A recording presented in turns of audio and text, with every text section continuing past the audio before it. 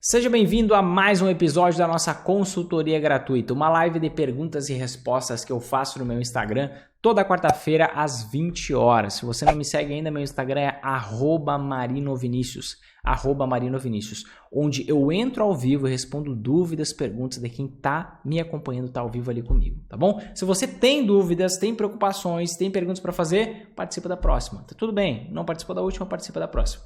Agora, vamos para a primeira pergunta de hoje. Tesouro direto acima de R$20 mil tem imposto?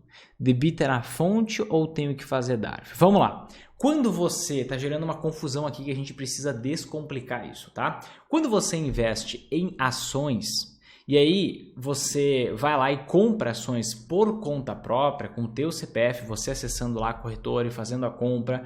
Quando você vende ações, se você vender até R$20 mil dentro do mesmo mês, você é isento de imposto de renda sobre o lucro que você teve com aquelas ações. Imagina o seguinte, imagine que você foi lá e comprou R$1.000 em ações. Passaram-se, 7 anos, exemplo, tá? Você teve um lucro de... Esses R$1.000 se transformaram em R$19.999. Você teve um lucro de R$18.999. E aí você vai lá e vende todas essas ações por R$19.999. O que acontece? Mesmo você tendo lucrado R$18.999, você não precisa pagar nenhum centavo de imposto de renda. Isso para ações, exclusivamente para ações, quando você investe por conta própria. Agora, mudamos a modalidade de investimento, mudamos o tipo de investimento, mudou para o Tesouro Direto, aí é outra regra. Essa regra de isenção existe exclusivamente para ações quando você investe como pessoa física, tá? Por conta própria. No Tesouro Direto, como que funciona a questão do imposto, tá? O imposto, ele segue a tabela regressiva de imposto de renda. O que é essa tabela regressiva de imposto de renda? Essa tabela regressiva nada mais é o seguinte: quando você investe, vai lá, compra um determinado título, investe em um determinado título público, e aí você resgata esse valor investido em até 6 meses, sendo mais preciso, na verdade não é em meses, é em dias, tá? Em até 180 dias, você tem que pagar 22,5% do lucro que você teve como imposto de renda. Isso é retido na fonte, isso é automático, você não tem nenhum trabalho, você não precisa gerar DARF, não precisa fazer nada. Você mandou resgatar na corretora, automaticamente o programinha ali da corretora vai calcular, opa, esse dinheiro está investido há X dias entra na alíquota tal de imposto de renda. Quais são essas alíquotas? Vamos lá, tabela regressiva, tá? Investimento de até 180 dias, você paga 22,5% do lucro como imposto de renda. Investimento que você fez entre 181 dias, você manteve esse investimento entre 181 dias e 360 dias. Quanto que você paga de imposto? 20% do lucro. Investimento feito entre 361 dias e 720 dias. Quanto que você paga de imposto? 17,5% do lucro. Investimento a partir de 721 dias, então, fui lá e comprei um título público lá dia 1º de março de 2020. Estou vendendo hoje. O que acontece? Eu entro na última alíquota. E a partir dali, 2 anos, 5 anos, é tudo a mesma coisa. A partir de 721 dias, a alíquota de imposto de renda bate no mínimo do Tesouro Direto e fica em 15%, tá? Isso é sobre o lucro, sempre, tá? Único investimento que você paga imposto de renda sobre o montante. Previdência privada do tipo PGBL, porque tem uma vantagem lá de restituição de imposto de renda. Exceto esse investimento, todos os demais você tem que pagar referente ao lucro que você teve. Então, qual é a lógica? Quanto mais imposto você pagar, melhor. Quer dizer que mais lucro você teve, tá bom? Essa é a lógica. Então, Tesouro Direto acima de 20 mil tem imposto? Tem. Abaixo? Também, tá? Debita na fonte ou tem que fazer DARF? Sempre na fonte. Absolutamente sempre na fonte. Próxima pergunta de hoje. Quais são os melhores setores para comprar ações, além de bancos e construção civil? Então vamos lá. Quais são os melhores setores para eu comprar ações? Além de bancos e construção civil, que você já está afirmando, tá? Provavelmente porque você assistiu a live da última segunda-feira que eu comentei desses 2 setores, tá? Foi um bônus ali para quem estava ao vivo no final da live. Mas o que acontece, né? Quando eu vou pensar em setores de ações para investir, eu não posso ficar limitado e pensar assim, poxa, eu vou investir só nesses setores. Por quê? Quando você está comprando uma ação, o que você está fazendo? Você está comprando uma parte de uma empresa. Quando você está comprando uma parte de uma empresa, você está fazendo um negócio. No fim das contas, você está fazendo sempre um negócio. E o negócio pode ser um negócio ruim se ele tiver um determinado nível de preço. Agora, se ele estiver estupidamente barato, aquele negócio ele pode se tornar extremamente vantajoso. Vou te dar um exemplo. Empresas que estão sendo negociadas na bolsa por um preço menor do que o quanto vale o seu patrimônio. Se a empresa dá lucro consistente, poxa, eu posso nem gostar daquele setor. Só que aquele vai ser um bom negócio, tá? O que eu preciso fazer? E eu expliquei isso muito bem na live da última segunda-feira, tá?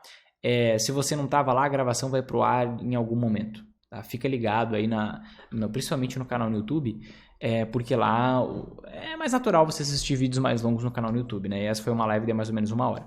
Mas quando eu penso em setores de ações, eu tenho que entender como que funciona cada setor. E eu tenho que ver se aquele setor combina comigo. Primeiro ponto, tá? Tem pessoas que aceitam mais volatilidade de curto prazo nos seus investimentos. Tem gente que quer investir mais previsível. É que nem a Masterclass que eu liberei para vocês, da turma 15 do programa, e de todas as outras turmas também, com aquelas 10 carteiras de investimento modelo. Eu sei que tem vários alunos aqui que estão assistindo essa live. Vocês vão ver que existe Magar, existe configuração para ultraconservador, que nunca rendeu negativo, que em todos os anos rendeu positivo, e outras que em alguns anos teve uma oscilação negativa, mas contudo, entretanto, todavia, teve uma rentabilidade maior a longo prazo. Óbvio que não foi uma super rentabilidade negativa, foi uma rentabilidadezinha negativa.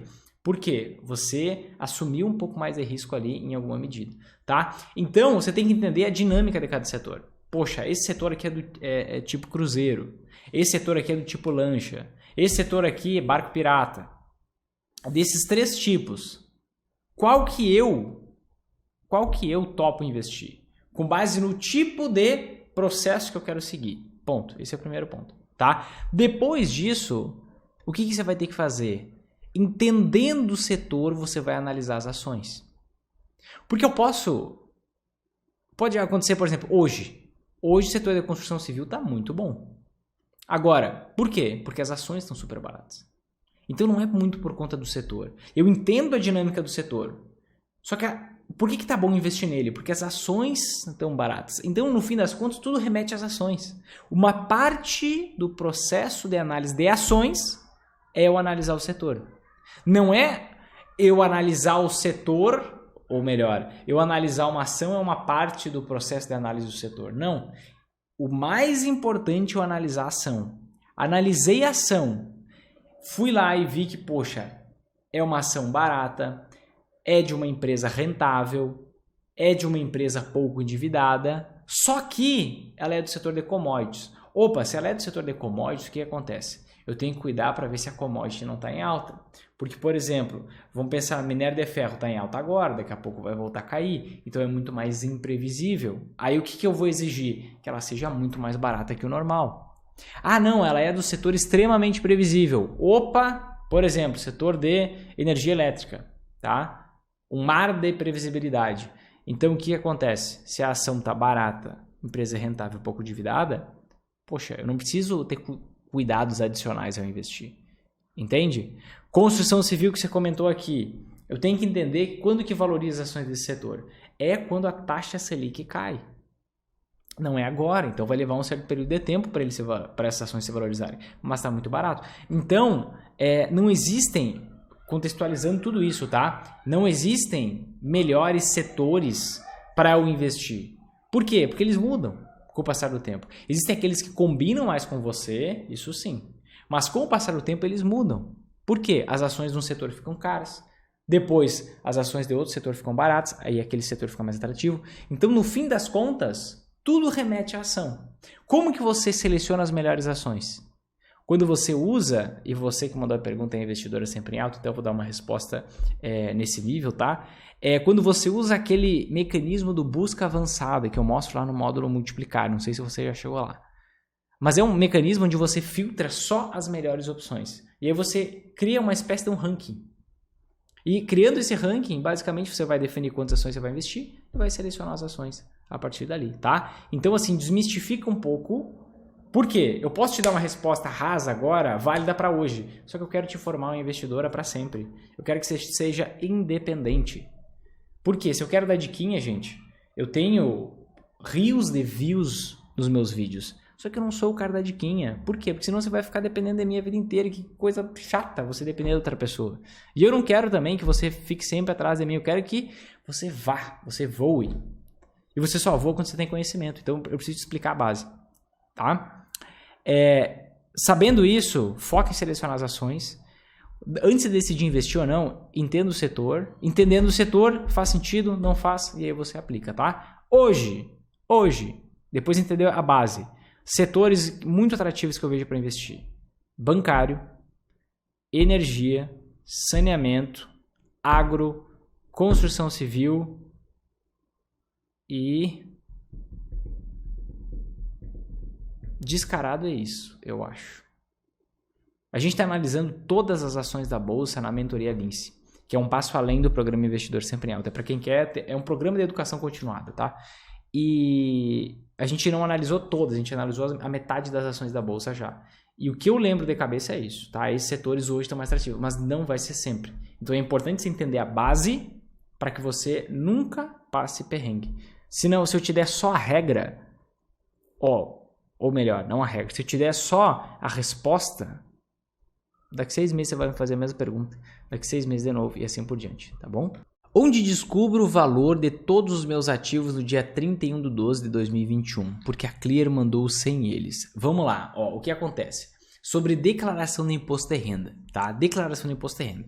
Eu preciso declarar qual eram os meus investimentos no dia 31/12 do ano anterior. Como que eu descubro isso?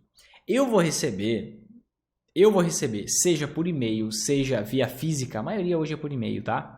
Eu vou receber informes de rendimentos dos escrituradores das ações e das administradoras dos fundos de investimento. Fundo imobiliário, fundo multimercado, qualquer fundo que você invista, tá?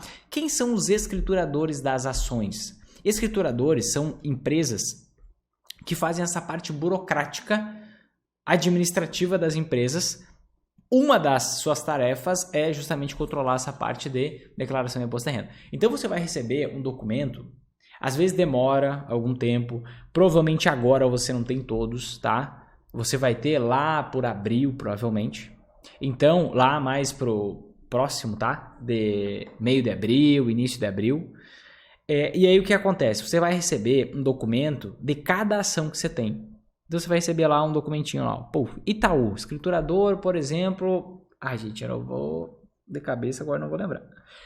Uma coisa eu sei. Banco do Brasil é o escriturador do Banco do Brasil. Então o que acontece? Você vai receber lá um documento do Banco do Brasil dizendo, você tinha X ações, o preço era tal. O que você pode fazer? Uma sacada legal aqui, pro ano que vem, para esse ano na verdade, para você aplicar pro ano que vem. Você tem lá uma planilha de controle dos seus investimentos. Se você não tem, você deveria ter. Onde você anota qual o valor que você investiu em cada tipo de investimento. Tá? E aí, é legal você salvar a última planilha do ano.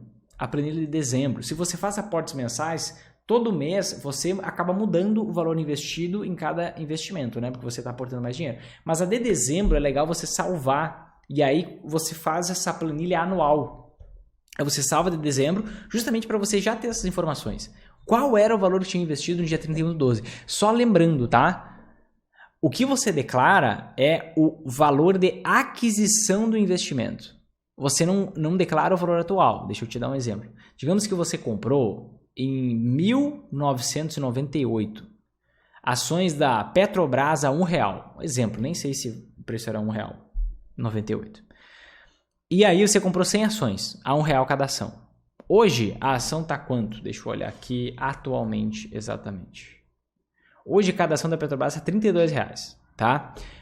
Quanto que você declararia na declaração de imposto de renda? Você declararia 100 vezes R$1 ou 100 vezes 32? 100 vezes 1. Então mesmo que hoje o patrimônio valha R$3.200, mais ou menos, 3.250, você declara R$100, porque você sempre declara o valor de aquisição, tá? Não confunde isso. Então, poxa, Vinícius, eu não fiz nenhuma compra ou venda de investimentos, por exemplo, em 2022. Por exemplo.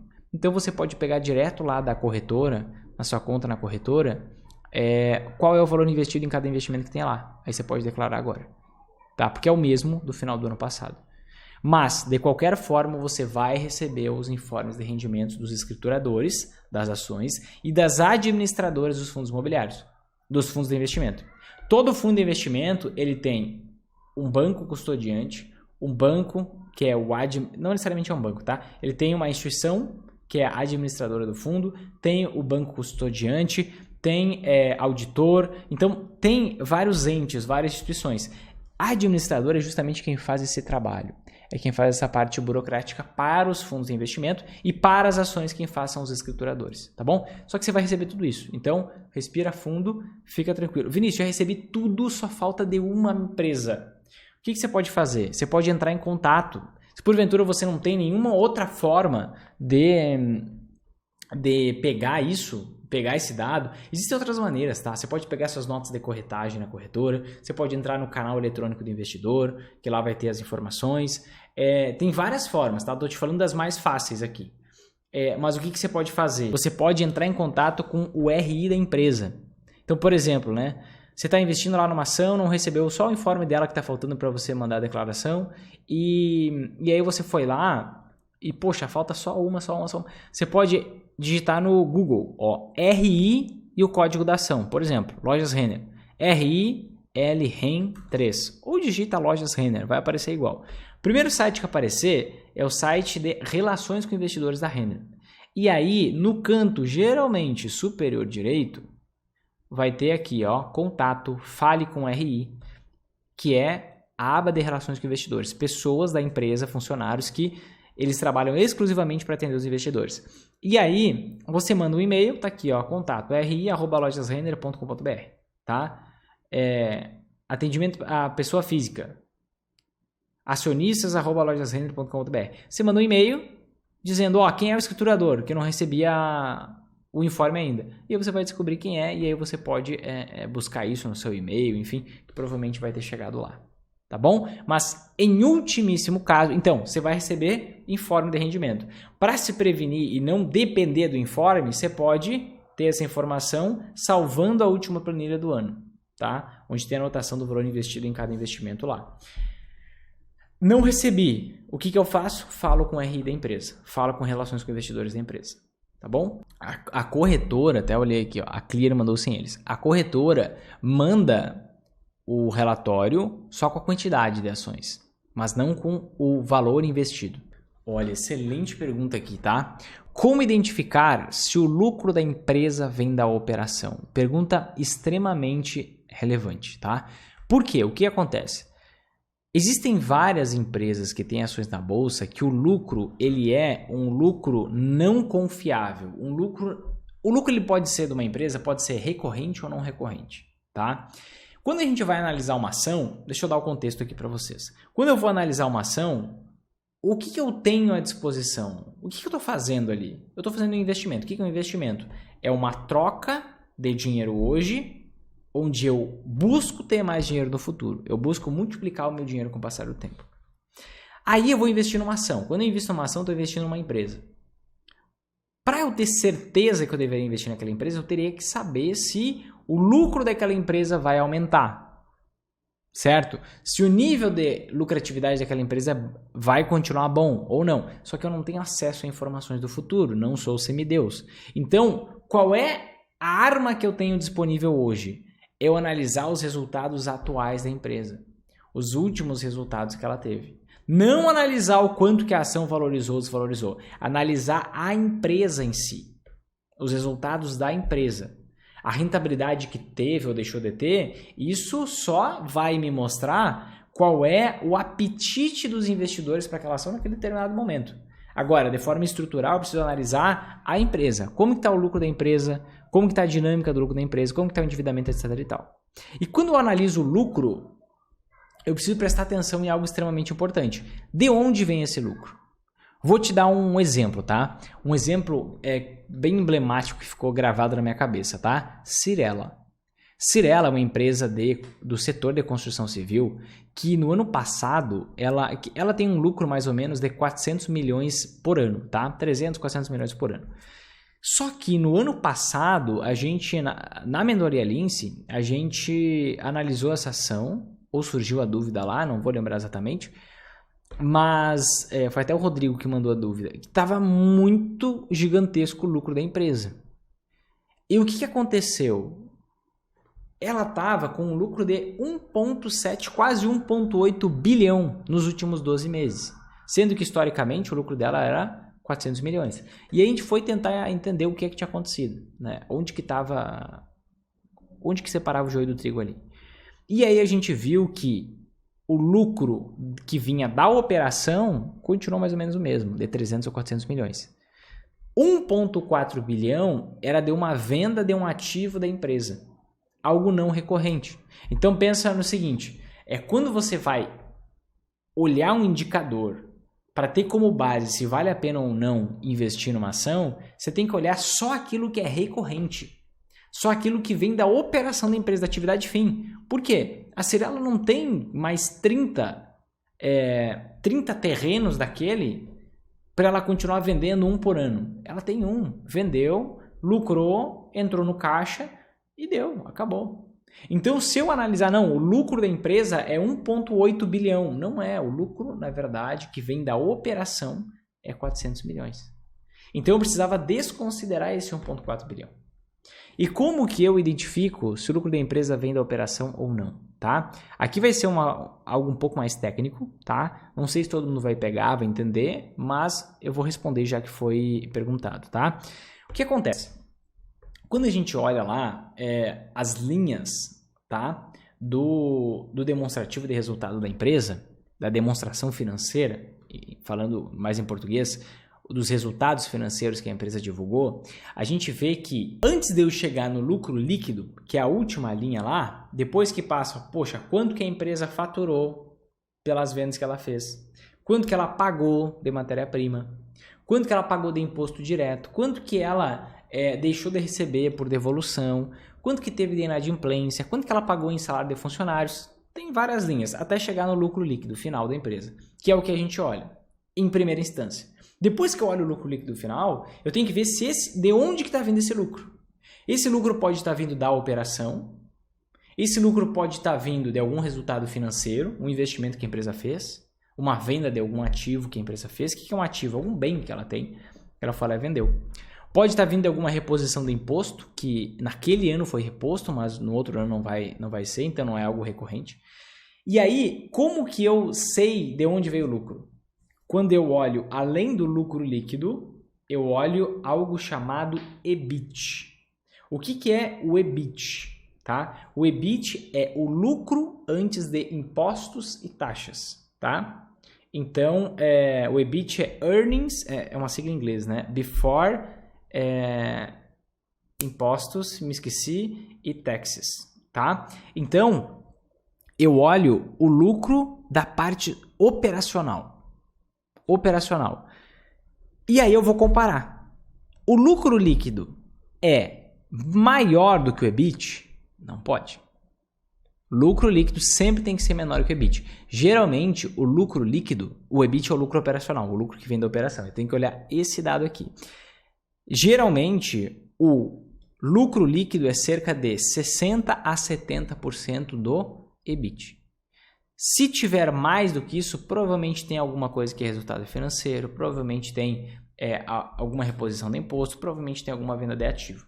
Então, sempre o lucro líquido tem que ser menor que o EBIT. Então, eu olho para o EBIT para eu saber isso. Se o lucro vem da operação ou se o lucro não vem da operação. Se o lucro vem da operação, eu sei que é o lucro recorrente. Se o lucro não vem da operação, aí é um resultado não recorrente, eu preciso desconsiderar para fazer a minha análise. Tá? Ou, se eu não quiser fazer conta, eu pulo e escolho outra ação. Vou lá analisar outra ação.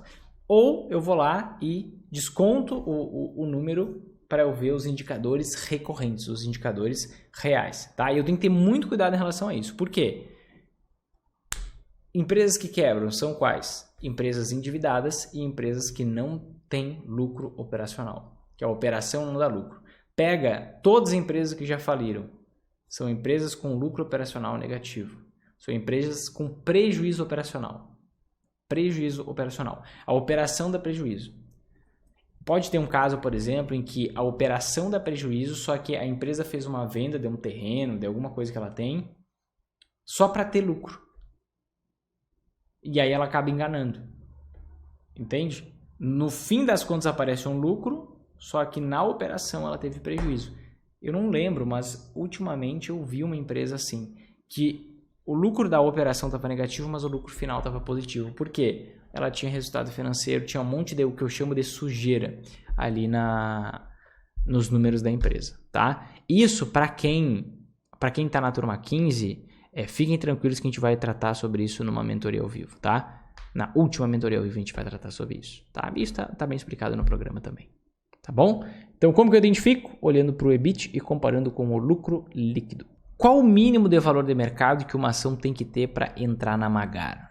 Vinícius, o que é Magar? Só para a gente alinhar conhecimento. É a combinação de investimentos, é a carteira de investimentos que faz qualquer pessoa lucrar nas altas e nas quedas da bolsa, tá bom? Então, qual o valor mínimo de mercado, né? O que é o valor de mercado? É o somatório do preço da ação. O preço da ação multiplicado pelo número de ações que tem na bolsa. É o quanto está valendo na bolsa aquela empresa, tá? E aí o que acontece? Tem o mínimo? Na verdade não tem. Não tem, tá? O foco é, quanto menor for o valor de mercado, menor é a empresa, tá? E menor sendo a empresa, mais risco tem investir na ação daquela empresa, né? Imagina o seguinte, imagina que você tá pensando em investir em duas lojas, tá? Uma é a Lojas Renner e a outra é Vinícius Moda Shop, tá? A Lojas Renner, poxa, é uma estrutura bem grande. A Vinícius Moda Shop, essa empresa, ela tem 3 unidades e ela vale muito pouco, ela vale, sei lá, 10 milhões, vale 100 milhões, 10 milhões é difícil ter na bolsa, mas vale 100, 200 milhões, por exemplo, essa empresa. Pensa num momento de crise, quem que consegue barganhar preço com o fornecedor? A empresa maior. Quem consegue barganhar a taxa de juros para pegar empréstimo no banco? A empresa maior, porque o volume de dinheiro é muito maior negociado, né? Então tem um nível de risco maior aqui. Entretanto, o que acontece? Quando eu invisto em uma empresa pequena, ela tem um potencial de crescimento muito maior. Então, por exemplo, pega a Ambev. Se você duplicar a Ambev, eu rapo a cabeça. Não tem como, porque ela tem 60% do mercado. Para ela ter 120% do mercado, poxa, a Ambev vai ter que vender para extraterrestre. Então, agora, pega uma outra empresa que atua no mesmo setor que é 100 vezes menor que a Ambev. Tem mais risco? Tem, mas tem um potencial de crescimento muito maior sem fazer muito esforço.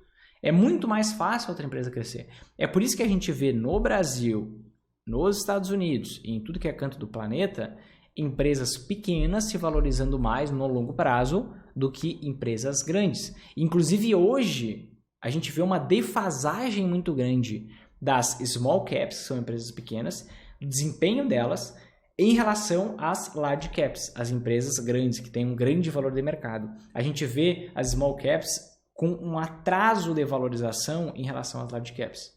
E a gente vê historicamente isso, que esse atraso ele é sempre corrigido. Corrige o atraso, tem um novo atraso. Corrige o atraso, tem um novo atraso. Então, para quem está montando o sua Magar agora, é um momento, inclusive, bem atrativo. Tá? Eu já comecei 1 ano atrás já de aumentar minha exposição em small caps, mas é um momento bem atrativo de aumentar a exposição em small caps, sabendo que tem um nível de risco maior. Por ter um nível de risco maior, o que eu faço? Eu diversifico mais. Tá? Então, uma sacada. Poxa, eu estou pensando em investir em 10 ações. Se você vai investir em empresas grandes, tudo bem, isso é o mínimo que eu recomendo para você investir em 10 ações, tá? Agora, estou pensando em investir mais em ações pequenas, ações de empresas pequenas, com o pequeno valor de mercado. Então, o que eu vou fazer? Eu vou diversificar mais. Vou ter 15, 18, 20 ações. Mais que isso eu não vejo como necessário, mas 15, 18, 20 ações, tá? Por quê? Você dilui o seu risco, porque está investindo em diferentes empresas, e acaba aumentando seu potencial de rentabilidade também. Por quê? Você não tem como saber qual vai ser aquela que vai multiplicar por 10 nos próximos 5 anos. Só que enquanto mais ações você investir, mais você aumenta essa possibilidade. Você tem um risco limitado a perder 100% e está concorrendo a investir em uma daquelas ações que vai multiplicar por 10, vai subir 1000% nos próximos 5 ou 10 anos. Isso é bem normal acontecer com small caps, tá? Então, não tem um valor de mercado mínimo, é um momento atrativo para empresas pequenas, tá? A gente vê essa defasagem das empresas pequenas em relação às empresas grandes, mas eu tenho uma regrinha meio que de bolso aqui, tá? Isso não tem nenhuma justificativa técnica, não tem nenhuma explicação. Com o tempo, com a experiência, eu fui analisando a liquidez das ações. O que é a liquidez? É a quantidade de negociação, o volume de negociação das ações. E, em geral, isso não é uma regra, xiita, assim, mas em geral, ações de empresas com valor de mercado menor que 1 bilhão, 1 bi, com B de bola, 1 bilhão, tem uma liquidez muito baixa. Muito pequeno, que faz com que o preço da ação ele destoe muito, sabe?